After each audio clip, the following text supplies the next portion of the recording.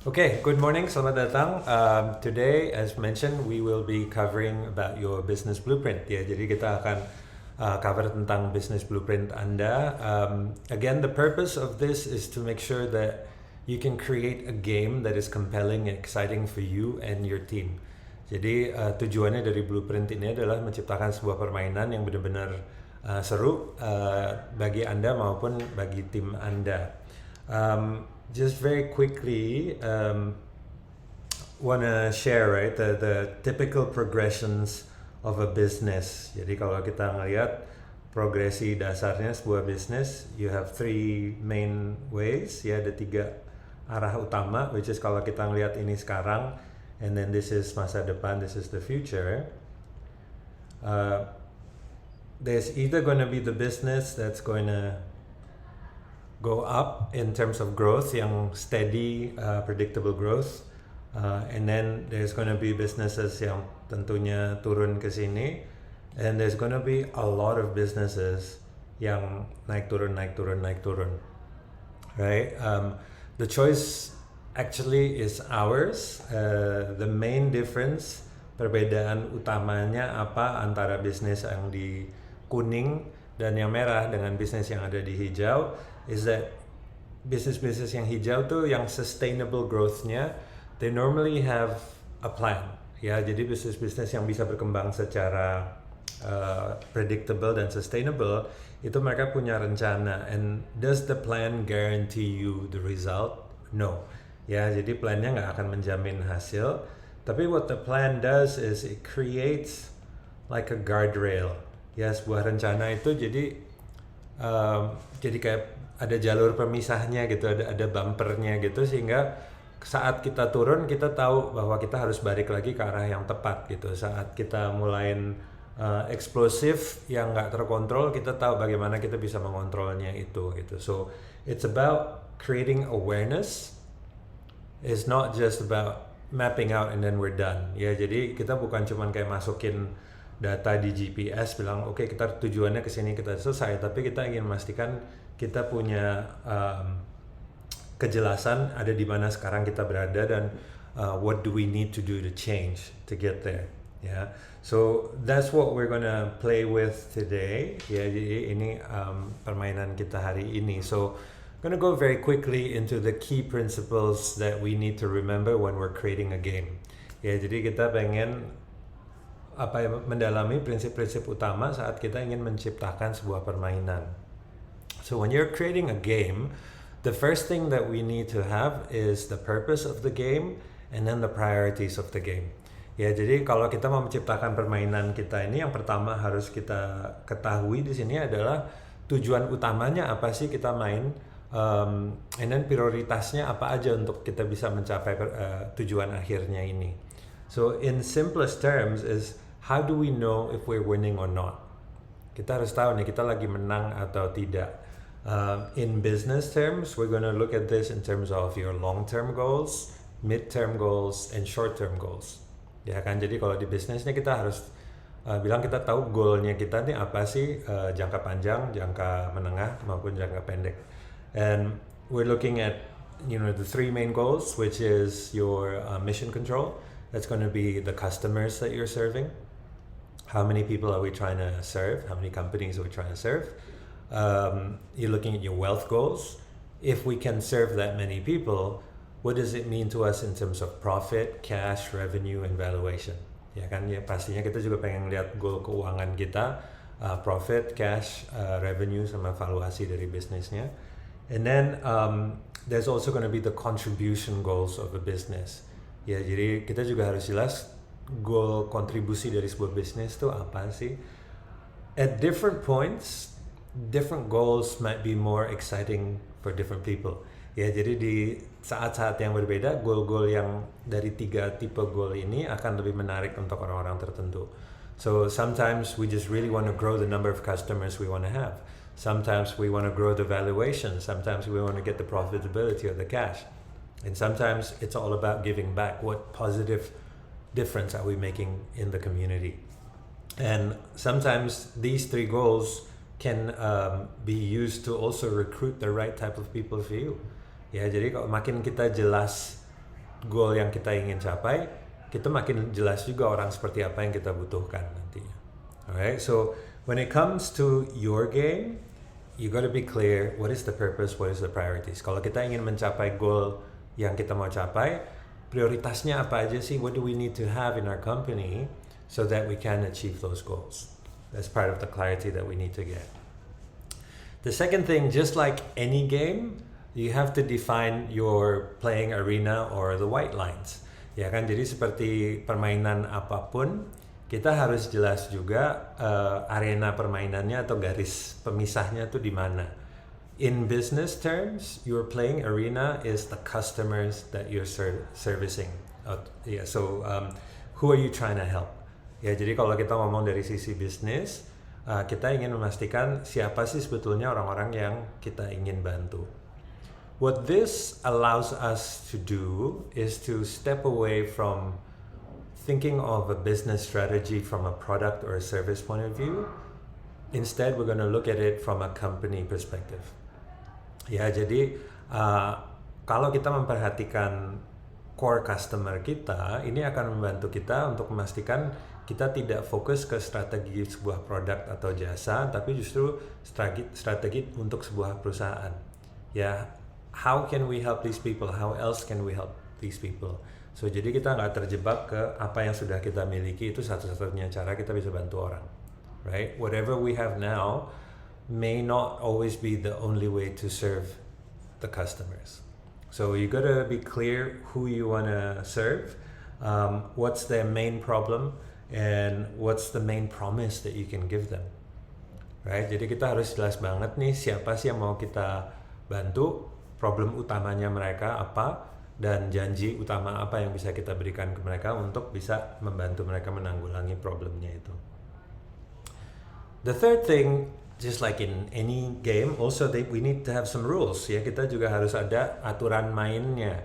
We need to know what we are not allowed to do and what we're allowed to do. Kita harus tahu apa yang boleh dilakukan atau yang tidak boleh dilakukan. In particular, when it comes to our company, we're going to be clear about the behaviors. Yeah, what behaviors are okay, what behaviors are not okay. Ya, di perusahaan kita harus jelas juga, semua orang harus jelas perilaku apa aja sih yang boleh dan apa yang nggak boleh dilakukan. We need to be clear also in terms of the standards. Kita harus jelas juga standar minimum apa sih yang kita bisa terima.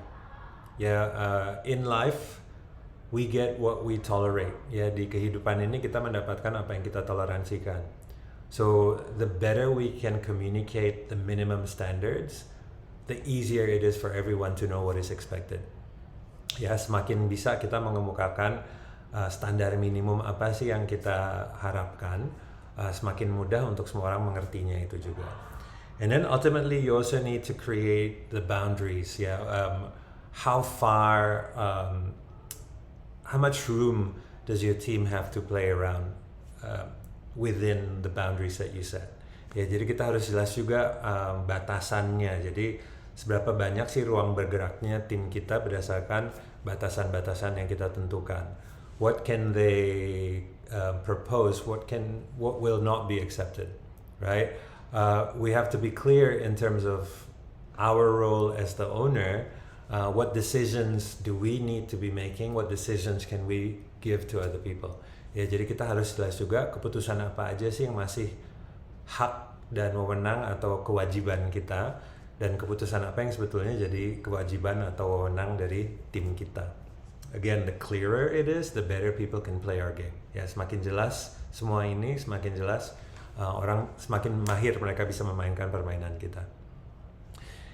And then the fourth thing that we need to consider is where do we want to play and at what level. Ya, jadi kita harus jelas juga kita mau bermain di mana dan di level apa gitu. So in sports, this is so much easier than in business. Ya, di olahraga ini jauh lebih mudah daripada di business. But we can learn from sports and apply it in business. Kita bisa belajar dari olahraga dan terapkan di business. So in sports, let's say in soccer, it's very clear. Are we playing professional soccer or amateur soccer? Right? What level is, they have divisions. So are we playing 3rd division, 4th division, 5th division? Are we playing in just one country? Are we playing in a European tournament, continental tournament, or a global tournament? Ya, jadi kalau di olahraga, demarkasi antara level permainannya tuh cukup jelas karena ada klasifikasinya. What's to stop us from creating something like that within our own business? Ya, apa yang bisa menghambat kita untuk menciptakan sesuatu dari seperti itu juga di bisnis kita? Ya, does your team know that we're playing right now in the 4th division and we want to get to the division 1? Apakah tim Anda tahu bahwa kita sekarang lagi bermain di divisi 4 dan kita pengen naik ke divisi 1? Ya, does your team know what it means for us to go from division 4 to division 3? Tim kita tahu nggak sih rambunya apa sih supaya kita bisa naik dari divisi 4 ke divisi 3? Right? That way we can also place more requirements on the team to play at a higher level when we are at a higher level.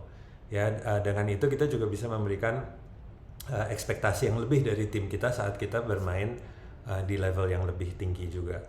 At the same time, you can also know that do you have the right player for the right level. Kita tahu juga dari situ apakah kita punya tim yang tepat untuk level yang tepat. So if we're playing in Division 4, we don't need to be recruiting Premier Division players. Kalau kita lagi di Divisi 4, kita nggak perlu rekrut pemain di divisi utama. So, you know, we can look in the mirror, everybody can look in the mirror very clearly. Okay? And then the final principle is that just like in games, you need to have something to keep people wanting more. Ya, jadi kayak di olahraga, kita harus menciptakan sesuatu yang bikin orang tuh jadi nagih dan pengen mendapatkan lebih banyak lagi, right? I am feeling very addicted to my phone, to be honest, right? Saya lagi merasa sangat tertagih oleh handphone saya, and I've been doing a lot of learning about it, and you know, basically all these social media companies, the phone manufacturers, they know that the human brain wants little rewards. You want instant rewards. You want to get progress markers. Ya, jadi otak manusia ini pengen dapat instant gratification.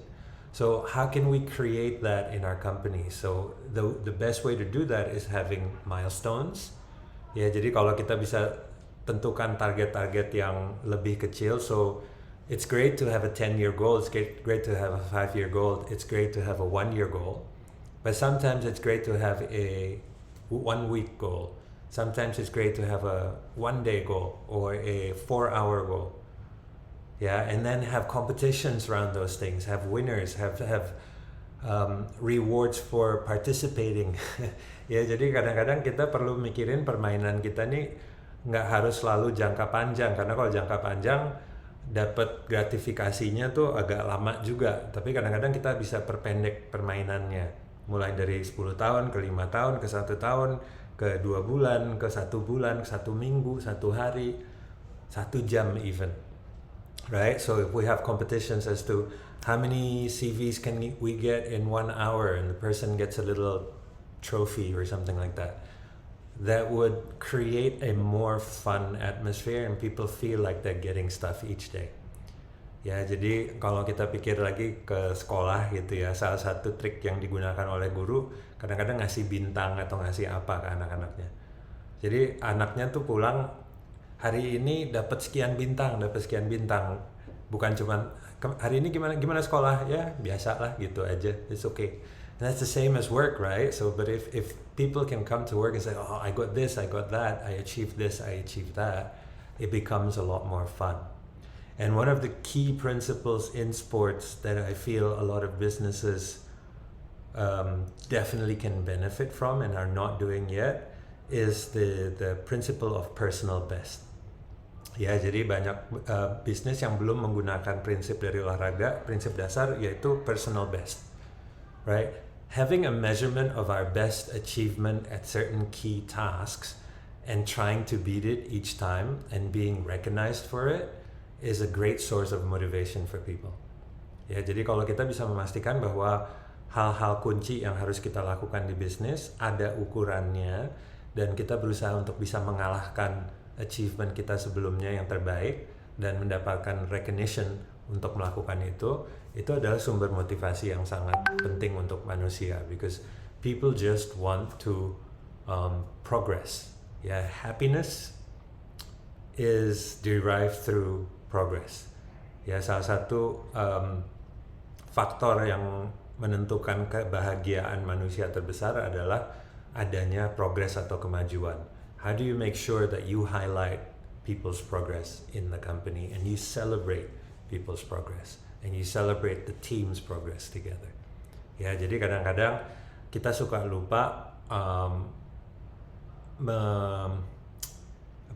mengakui dan menghargai progress and actually celebrating it, ya, mengadakan selebrasi berdasarkan itu.